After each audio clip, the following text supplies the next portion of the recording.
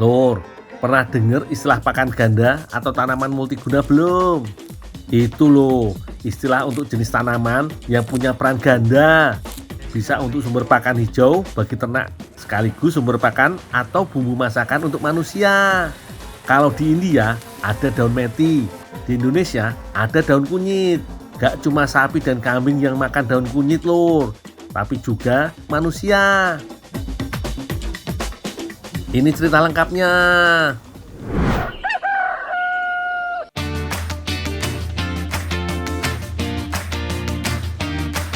Lur, sejuk tenan yo. Ndak biasa nih. Panase sinar mentari malu-malu menyapa aku. Kalau kata orang dulu, cuaca koyo ngene iki tandane ada bidadari lagi turun ke bumi. Ah, masa sih? Oh iya, aku lagi dapat tugas untuk bersih-bersih kebun milik Juragan Empon di Desa Manunggal, Kecamatan Kedamaian, Gresik, Jawa Timur. Di sini ada banyak aneka sayur dan empon-empon yang tumbuh subur. Yang paling banyak sih tanaman kunyit, lur.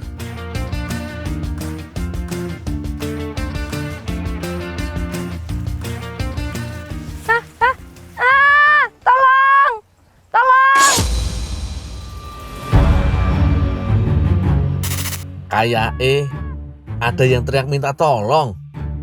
Naluri superheroku jadi bergejolak iki.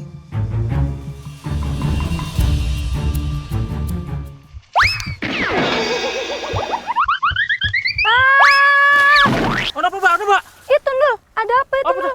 Ih, kok kayak ulet ya? Apa itu? Ini biji kersen, Mbak. Duh, Mbak Silvi iki lho, ngageti wae. Tuh biji kersen, Oh iya. bukan ulet. Ih, Gitu aja takut. Biji kersen, coba pegang. iya Nul, aku kira ulat. Ngagetin aja lagi anak-anak kerja. Lain Mbak Silvi di sini ngapain tuh? Ini lagi ngambil daun, ini buat masak. Daun kunyit. Iya, buat masak. Mau masak daun kunyit Emang juga. dimasak apa sih? Ada deh. Aku bantuin boleh nggak? Boleh. Ini daun kunyitnya yang yang muda. Iya nih, Ya. ada yang muda juga. Tapi nanti aku dikasih masaknya ya. Boleh, oke? Ya. Kunyit merupakan tanaman obat berupa semak yang tersebar di seluruh daerah tropis. Dipercaya berasal dari India dan Asia Tenggara. Kunyit biasa tumbuh liar di sekitar hutan atau perkebunan. Rimpang kunyit menjadi inti sebagai bagian dari kekayaan bumbu Nusantara. Sering juga dipakai untuk ramuan atau jamu-jamuan. Baik untuk kesehatan loh. Tapi tidak banyak yang tahu kalau daun kunyit juga bermanfaat. Enak juga loh kalau jadi olahan. Nul, aku udah dapat banyak nih. Kamu udah belum? Sini cukup nggak? Cukup. Udah yuk pulang. Oke, yuk. Nul, tungguin. Iya, yuk buruan cepet nih. Lama.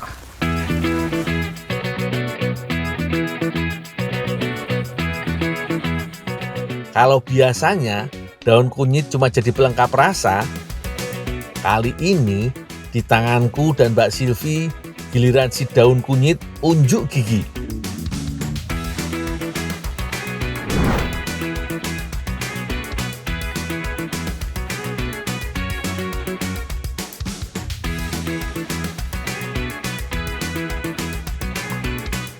Lur, daun kunyitnya aku iris tipis-tipis yo. Kata Mbak Silvi tadi, dia mau buat jajanan pasar, dadar gulung dengan isi tumis daun kunyit.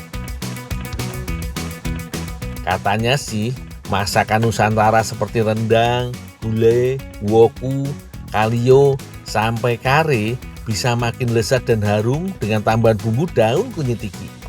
Ndak heran, ku iris seperti ini aja, aroma segar daun kunyite udah tercium lur.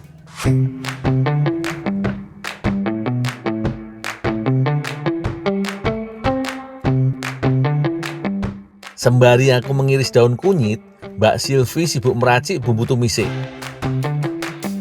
Untuk cabai merah besar, cukup dipotong cilik-cilik. Kalau untuk cabai rawite, yo digiles wae sampai halus.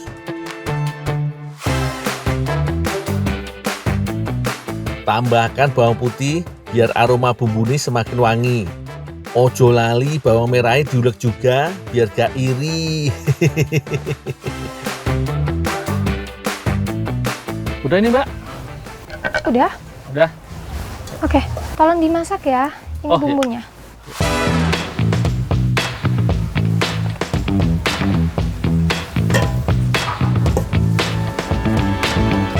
Oke deh, buat Mbak Silvi yang cantik, permintaannya pasti aku turuti. Kalau cuma menumis daun kunyit mah, bukan tugas berat buat si Gundul.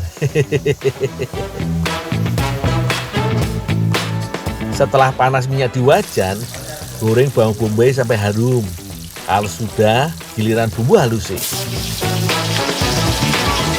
Maklum deh, karakteristik daun kunyit punya cita rasa yang cukup kuat. Yang lain bisa kalah, Lur. Untuk mengimbanginya, bisa beri tambahan ikan teri yang agak asin dan juga gurih. Bebas deh, sedikit atau banyak tergantung dengan selera. Yang pedas-pedas seperti cabai dan juga jahe bisa juga sih pelengkap tumis daun kunyit supaya semakin kaya rasa. Sip lah. Selanjutnya tinggal masuk daun kunyite. Lur, daun kunyit memiliki sifat antiseptik dan antikarsinogenik. Gak cuma menghambat pertumbuhan mikroorganisme jahat seperti kuman dan bakteri, tapi juga mampu mencegah pertumbuhan sel kanker dalam tubuh kita. Oh iya, jangan lupa Lur, tumisane kasih sedikit air biar gak sangit. Kalau air sudah mendidih, daun mulai terlihat layu. Tandane wis mateng Lur. Sedep bingit iki. Sembari aku menumis daun kunyit, Mbak Silvi meracik adonan kulit dadar gulungnya.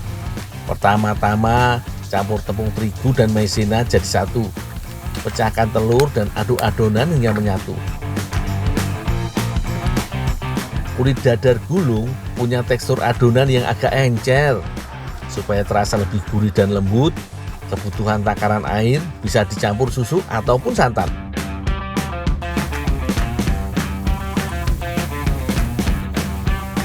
Jangan lupa beri sedikit pewarna makanan supaya tampilannya lebih cantik.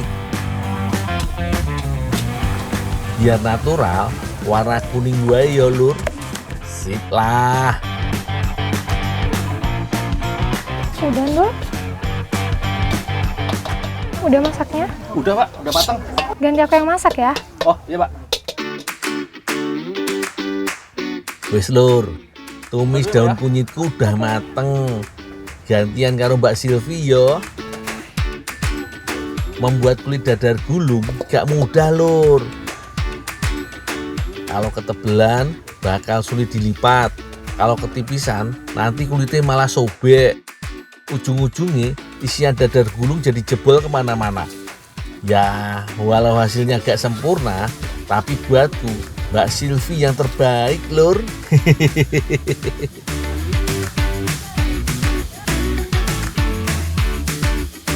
Terakhir tinggal merangkai semua jadi satu. Isi kulit dadar gulung yang udah siap dengan tumis daun kunyit buatanku. Unik ya Lur. Kalau biasa nih dadar gulung berisi unti atau parutan kelapa dan gula merah. Lah, iki isiannya pakai tumis daun kunyit.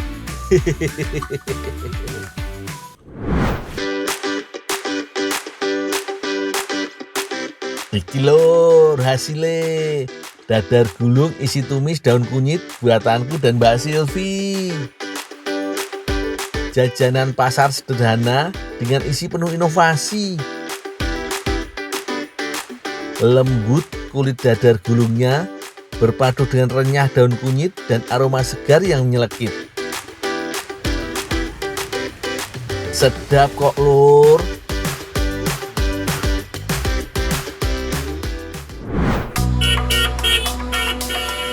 Lur, gak gampang yo bertahan hidup di negara orang. Wis tak rewangi kerja abot, tapi bekal uangku belum juga ngumpul.